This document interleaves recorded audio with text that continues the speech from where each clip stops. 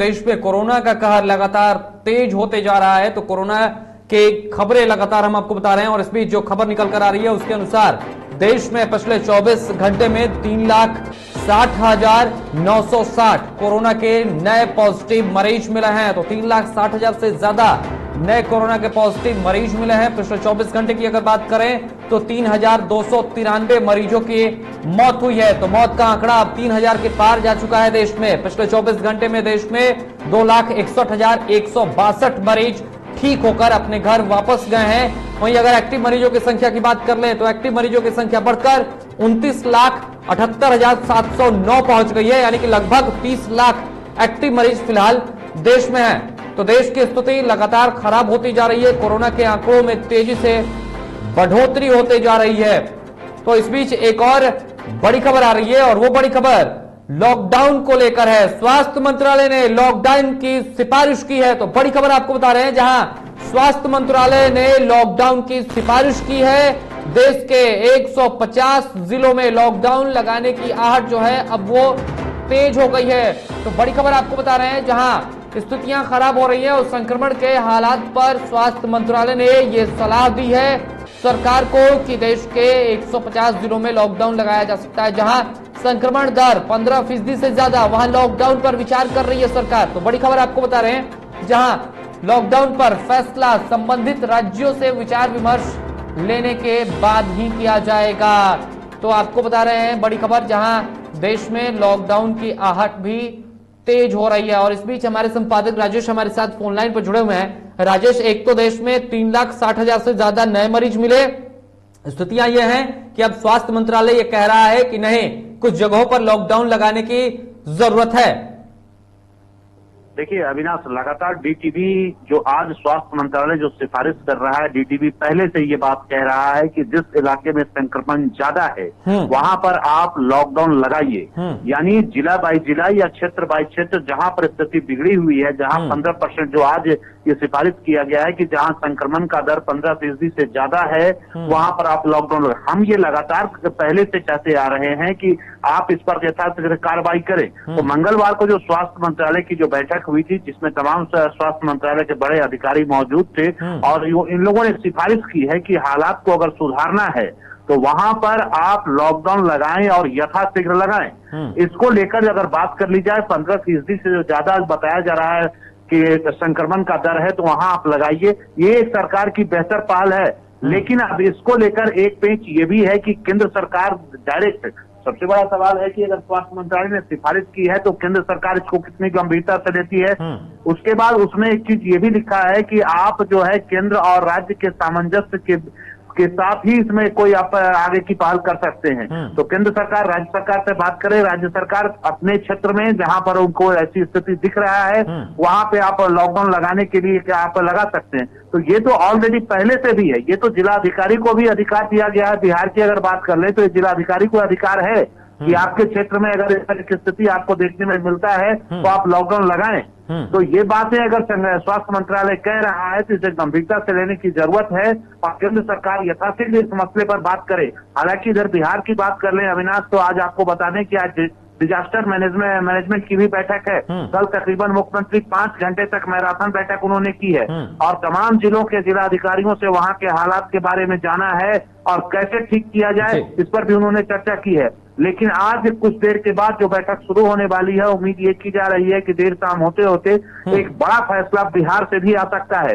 तो उस पर भी हम सबकी निगाहें हैं और हम लोग लगातार बात कर भी रहे हैं। लेकिन अगर स्वास्थ्य मंत्रालय ने 150 डिस्ट्रिक्ट की अगर बात की है, वहां लॉकडाउन की अगर बात की है कि अगर स्थिति वहां पे खराब है तो आप कृपया लॉकडाउन लगाएं, कृपया लॉकडाउन लगाएं। बिल्कुल, सच्चाई की जिस तरीके से जी राजेश, सच्चाई की जिस तरीके से आप बात कर रहे हैं, देश में लगभग 700 से ज्यादा जिले हैं और उसमें से 150 जिलों को चिन्हित करना ये भी एक टफ काम होगा। और वो कौन से जिले होंगे, क्योंकि अगर बात कर रहे हैं तो देश के 8 राज्य ऐसे हैं जहां से लगभग 70% मामले वहीं से आ रहे हैं। तो उन 8 राज्यों के अगर जिलों की बात करें तो लगभग वहीं पर 150 जिले हो जाएंगे। तो स्थिति यह है कि फिर जहां संक्रमण थोड़ा ज्यादा फैल रहा है, जो हॉट स्पॉट है, अर्थात अगर पटना की बात कर ले, ये भी हॉट स्पॉट में तब्दील है। लगातार यहां पर मरीज मिल रहे हैं, लगभग 17,000 से ज्यादा फिलहाल एक्टिव मरीज हैं। तो स्थितियां यहां की भी बिल्कुल ठीक नहीं है। तो क्या पटना भी उसकी जद में आ सकता है, लॉकडाउन यहां पर भी लग सकता है राजेश? बिल्कुल, इस पर भी जो आंकड़ा जो स्वास्थ्य मंत्रालय ने दिया है उसके आधार पर पटना भी उस जद में आता है। तो पटना में भी लॉकडाउन लग सकता है अगर केंद्र सरकार स्वास्थ्य मंत्रालय की सिफारिश को स्वीकार कर ले और उसके बाद राज्य सरकार से बात करके जो 150 डिस्ट्रिक्ट बताया जा रहा है, तकरीबन देश में 726 डिस्ट्रिक्ट हैं, वैसे में 150 डिस्ट्रिक्ट को चिन्हित किया गया है। तो पटना भी उस चिन्हित श्रेणी में है, क्योंकि यहाँ भी संक्रमण का दर काफी है और पूरे बिहार में पटना आज की तारीख में हॉटस्पॉट बना हुआ है। लगातार कोरोना पॉजिटिव मरीजों की संख्या निकल कर आ रही है। उसके अलावा मृत्यु दर भी यहाँ कम नहीं है, मृत्यु दर भी बड़ी संख्या में बढ़ रहा है। तो वैसे स्थिति में पटना भी इसके जद में है। लेकिन सवाल ये है कि केंद्र सरकार स्वास्थ्य मंत्रालय की रिपोर्ट को कितनी गंभीरता से ले रहा है, किस तरह से उसको ले रहा है। हालांकि इस रिपोर्ट को केंद्र सरकार के जो वरीय अधिकारी हैं वो लोग भी इस पर मंथन कर रहे हैं और मंथन करने के बाद उम्मीद ये जताई जा रही है कि स्टेट गवर्नमेंट से बात करके इस पर अमल किया जाए। खासकर जिसका आपने जिक्र किया, महाराष्ट्र जैसे स्टेट का आपने नाम लिया, वो सबसे ज्यादा प्रभावित है। महाराष्ट्र, दिल्ली है, राजेश, तमिलनाडु है। इसके अलावा अगर बात करें तो कई ऐसे राज्य हैं जहां पर स्थितियां बिल्कुल खराब हैं। महाराष्ट्र की लगातार हम बातचीत कर रहे हैं, वहां स्थितियां बद से बदतर होती जा रही हैं। दिल्ली में लगातार केजरीवाल जो है वहां के सीएम ये कह रहे हैं कि यहाँ ऑक्सीजन बेहद कम है, ऑक्सीजन है ही नहीं, कोई प्लांट ही नहीं है और दूसरे राज्यों को वो चिट्ठी लिखकर मदद भी मांग रहे हैं। नहीं, उसमें अगर दिल्ली की ही अगर आप बात कर रहे हैं और महाराष्ट्र की बात कर रहे हैं, बेहद स्थिति खराब है। दिल्ली में 11 डिस्ट्रिक्ट हैं, वैसे में आप तय मानिए कि दिल्ली के तकरीबन हमें लगता है कि 11 के 11 डिस्ट्रिक्ट इस चपेट में आएंगे। महाराष्ट्र के तकरीबन आप जान लीजिए 70% जो जिले हैं वो 15% से वहां रेट ज्यादा है, संक्रमण दर ज्यादा है, तो ये चपेट में आएंगे। तमिलनाडु ऐसे स्टेट हैं, तो कई ऐसे स्टेट के ज्यादातर जो जिले हैं वो इसकी जद में है। बिहार की बात कर रहे हैं तो बिहार का एकमात्र जो सबसे बड़ा जिला है और सबसे ज्यादा संक्रमण की चपेट में है वो है पटना। तो पटना भी इसकी जद में है। सवाल यहाँ पे ये है कि केंद्र सरकार यथाशीघ्र इस पूरे मसले पर राज्य सरकार से बात करे, राज्य सरकार से बात करके लॉकडाउन की अगर स्थिति बन रही है, वहां जो एक तय किया गया है, जो मापदंड तय किया गया है 15% से ज्यादा का, अगर जहां भी किसी भी स्टेट में लगता है कि वहां उनके जिले में 15% से ज्यादा संक्रमण दर है, तो कृपया उस पर आप लॉकडाउन लगाएं। क्योंकि अगर कोरोना के चेन को तोड़ना है तो इसका एकमात्र विकल्प यही है। खासकर भारत सरकार को और राज्य सरकार की राज्य में जो जितनी सरकारें उन्हें समझना चाहिए, क्योंकि हमारी स्वास्थ्य व्यवस्था पूरी तरह से बेहतर नहीं है, चरमराई हुई है। वैसे स्थिति में अगर हमारे पास एकमात्र विकल्प है, वो विकल्प है कोरोना के चेन को तोड़ने के लिए लॉकडाउन। आप इसको लॉकडाउन लगाएं। और क्या राजेश, आपको ये नहीं लगता है कि लॉकडाउन लगाने में अभी फिलहाल देर हो चुकी है? 3,60,000 के जो मामले आ रहे हैं वो अगर स्थितियां अगर कंट्रोल में की गई रहती, अगर लोगों को लॉकडाउन लगाकर स्थितियों को कंट्रोल करने की कोशिश की गई रहती, तो शायद ये मामले इतने नहीं आते। वहीं कभी कई रिपोर्ट्स ऐसी आ रही हैं, कई मीडिया रिपोर्ट्स ऐसी आ रही हैं जिसके तहत ये दावा किया जा रहा है, ये भी बताया जा रहा है कि मई के पहले और दूसरे सप्ताह में स्थितियां और बद से बदतर होंगी। तो क्या आपको नहीं लगता है कि सरकार ने थोड़ी देर कर दी है? बिल्कुल, बहुत देर कर दी है अविनाश। ये बहुत अच्छा आपका सवाल है और ये सवाल का जवाब निश्चित रूप से सरकार को देना चाहिए। प्रश्न ये है कि अभी जो देश में जितनी भी सरकारें हैं, राज्य में जितनी सरकार है और केंद्र की सरकार के पास जिसका आपने जिक्र किया लॉकडाउन को लेकर कि देर हो गई है, दरअसल नैतिक बल का घोर अभाव है। वो इसलिए है कि अब जनता उनसे पूछ रही है, मीडिया उनसे सवाल कर रही है कि साहब ये 1.5 सालों के दौरान आपने किया क्या?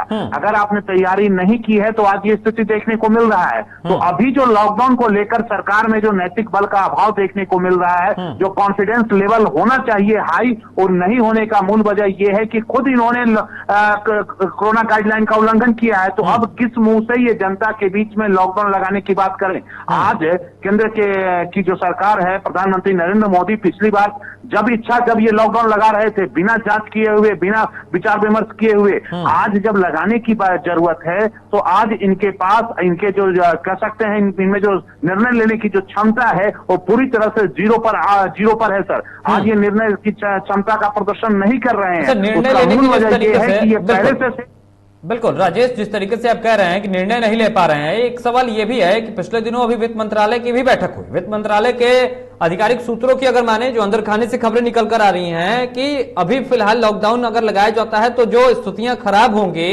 अर्थव्यवस्था की, उसको संभालने के लिए देश तैयार नहीं है। यानी कि अगर स्थितियां बिगड़ती हैं और पिछले साल जिस तरीके से एक बड़े पैकेज का जिस तरीके से लोगों के लिए उसका किया गया था, बड़ा पैकेज यहां घोषित किया गया था, इस बार कोई सरकार का ऐसा प्लान नहीं है। इसलिए तमाम एक साथ बड़े जो लॉकडाउन देश में पूरी तरीके से लगाया गया है वो तो नहीं लग रहा है, लेकिन अब जिले बाय जिले लगाने की कोशिश की जा रही है।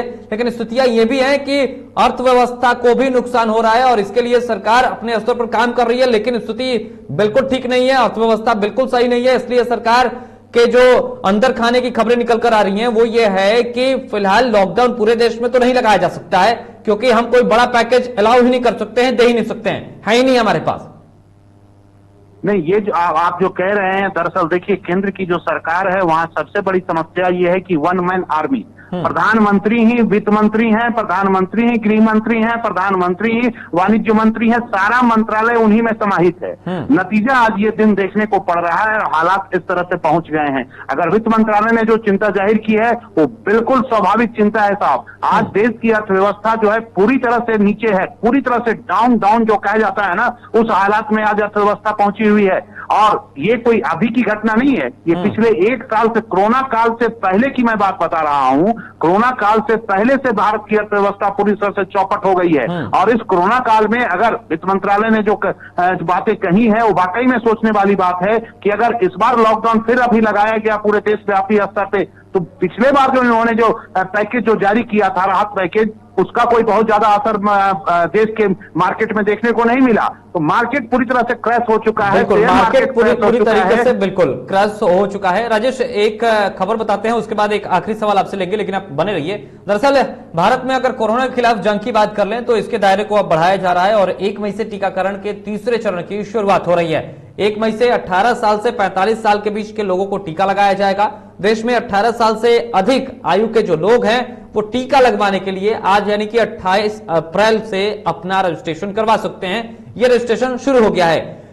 कोविन पोर्टल जो है वहां पर आप जाकर अपना रजिस्ट्रेशन करा सकते हैं। cowin.gov.in यानी कि IN, इस पर जाकर आप अपना रजिस्ट्रेशन करवा सकते हैं या फिर आरोग्य सेतु ऐप पर जाकर भी आप अपना रजिस्ट्रेशन करवा सकते हैं। बता दें आपको कि देश में फिलहाल 45 साल से अधिक आयु के जो लोग हैं उन्हें वैक्सीन दी जा रही है, लेकिन 1 मई से 18 साल से अधिक और 45 साल तक के जो लोग होंगे उनको भी वैक्सीन लगाई जाएगी। 1 मई से देश के प्राइवेट अस्पतालों में भी वैक्सीन उपलब्ध रहेगी। राजेश, क्या लगता है वैक्सीनेशन की ये जो प्रक्रिया शुरू की जा रही है इससे थोड़ी राहत मिलेगी क्या?